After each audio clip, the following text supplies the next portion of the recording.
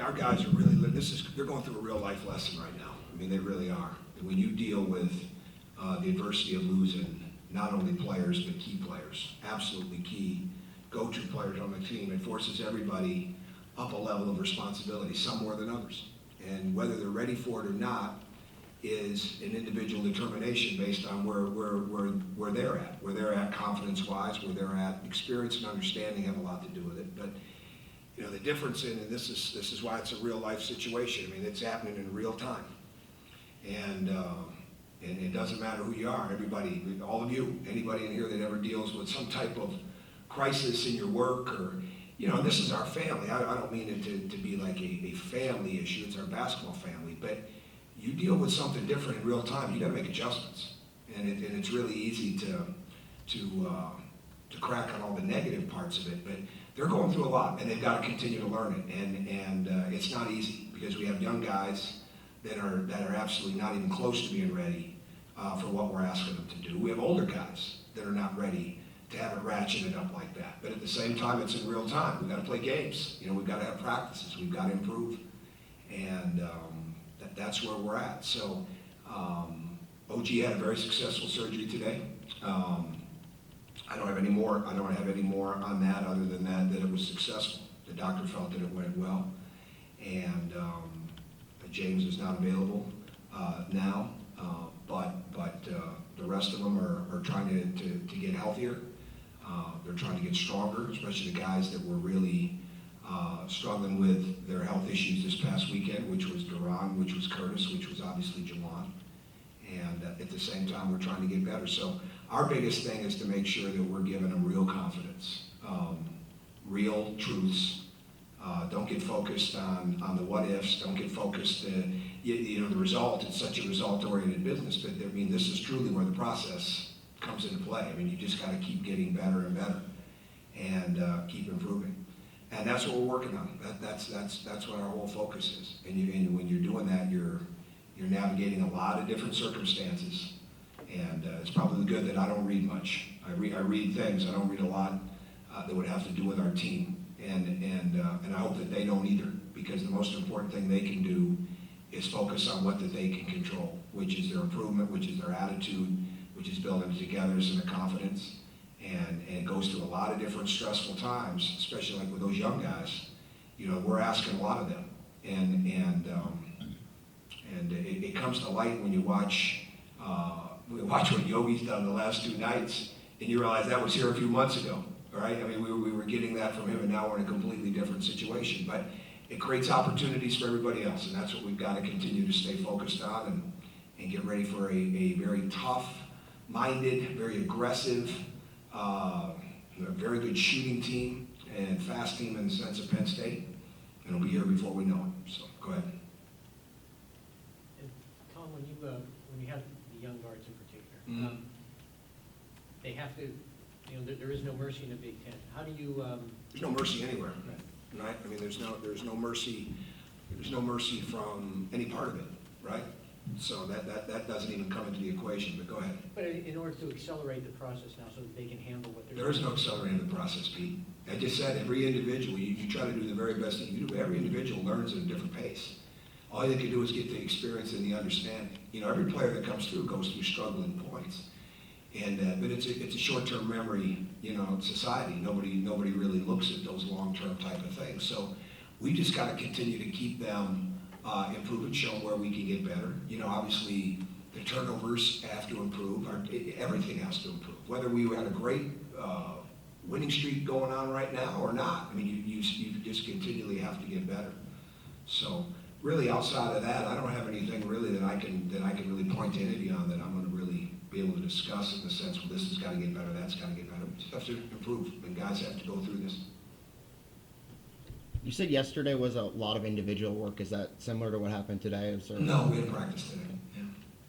What's the balance for a guy like Jawan right now, who obviously is less than 100%, and obviously you need a guy like that to kind of play? Well, it's tough because he's not the same right now, and there's no question that he's got to improve his health. You know, then once his health improves, his game will improve. But it's just the short space quickness, the confidence, You know, he's gone through a lot this year. He's gone through a lot in 2 years. And we've got to continue to find ways to help him get that confidence, put him in situations that'll make the game easier for him, hopefully. Jeremy, you got anything today? No questions today? You got anything? Sure. Go ahead. You got some good, you talked the other day about getting the ball inside with Thomas and Duran. Does that need to be more of a focus? Well, I think it's been a focus for a while. Yeah, I think those guys having the ball in their hands is pretty good. They don't always get rewarded with it, and with the fouls. But yeah, that's a strong focus. You got to continue to take what the defense is giving you, take where your strengths are at that particular time, and at the same time, the more the ball touches the paint of the post, it's really important. You talked about creating opportunities through this. How would you evaluate Devontae's first start the other day? He's got to get better. Yeah, he's got to. No question, he's got to make the game simpler, right? And he's not unlike other ones that we've had. And actually, when he makes it simpler, he'll be able to do even more. We want him to be in situations where he's ready to catch and shoot the ball, not think that it has to be put down on the floor all the time. Attack the rim, not settle for a pull-up, get by people, close out a little bit better, all the things that we work on in practice, but now they're being, instead of coming in at times and doing it against a starter, occasionally doing it against a starter, now he's doing it against a starter majority of the time. And so the talent level's really raised, there's no question about that, but he's improving, but he can be his own worst enemy at times, when he's not as aware as he needs to be, or when he's not as, looking for that opportunity to take that shot. And like anything else, he's got to keep understanding the speed of the game, and his speed can be pretty good because he does a lot of good things, but sometimes you just want to slow down, catch the ball and shoot it, catch the ball and feed the post.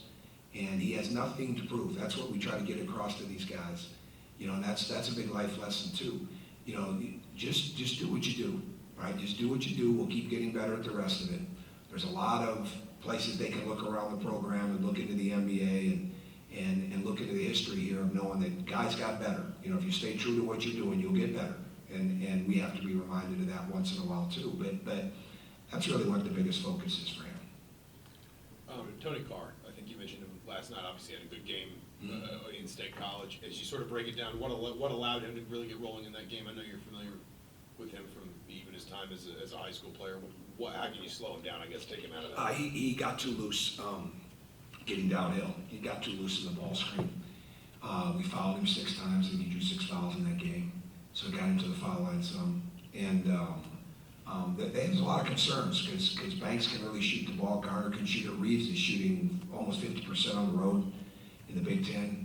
So they have a lot of guys, that can play. But we just got to be really, really conscious of him in the ball screen. And our guys are excited for this next game. I truly believe that. What are your most common mistakes right now defensively? Is it some of it due to youth, you think? Or Yeah, I know. What you answer for me? What do you think?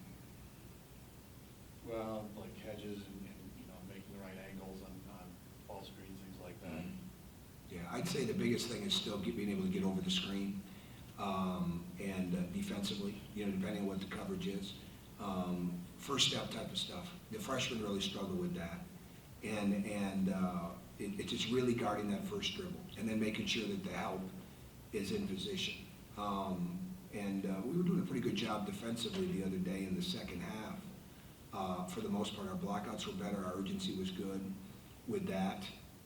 But we just, offense hurt us as much in that game as anything else. And with the amount of open shots that we missed.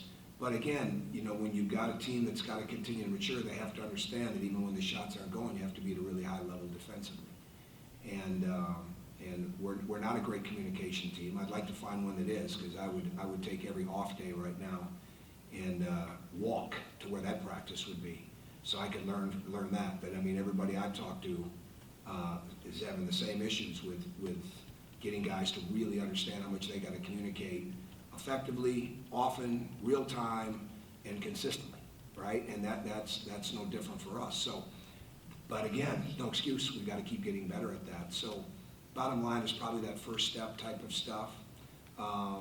Keeping our hands out and active where we don't slap down. We had a great play the other day late in the game. We changed defenses 2-3 seconds left on the shot clock, and Duran had the guy pinned, and he brought his hands underneath him that drove into it, right? Those kind of details. 2 missed rebound opportunities, late. We've got to get, the biggest things we've got to get better at, we got to get to the foul line more and give the other team their less. We've got to rebound the ball and get better. We were at such a high rate with that. And James is a tremendous defensive rebounder. OG is a rebounder. Jawan has not been the same, obviously, through the injuries and missing him in that time. So we can get that part of it better, get that part of it back, get our blockouts to continue to get better. They were much better the other day. If we can get that part of it better, that'll help us clean up some of the mistakes that we're making. I think I heard you on the radio last night saying you recently talked to Izzo about just some of the stuff young guys deal with, just behind the scenes stuff that people don't really know about. Is there anything you can share about? Not really. No, I mean, not really. So, I mean, it's just one of those conversations. I mean, it's just part of it. But